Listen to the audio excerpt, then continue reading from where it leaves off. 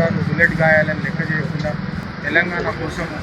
ప్రాణాలు అర్పిద్దామని కూడా సిద్ధమైనారు. తెలంగాణ ఉద్యమం ఊపందుతున్నప్పుడు వివేక్ గారు రైలు గోకుల ధర్నాల ఉద్యమ కార్యక్రమాల్లో మా అక్క పెళ్ళి ఉన్నప్పుడు 2 రోజుల ముందు కూడా వారిని జైల్లో పెట్టి ఇబ్బంది పెట్టాలని చూస్తారు. అయినప్పటికీ కూడా తెలంగాణ సాధన కోసం ఎంత కష్టమైనా ఎంత కృషి చేయాలన్నా వారు కంకణం కట్టుకొని తెలంగాణ కోసం పోరాట విషయం అందరికీ తెలుసు. ఇవాళ మనం తిరిగి చూస్తే తెలంగాణ కోసం 1500 మంది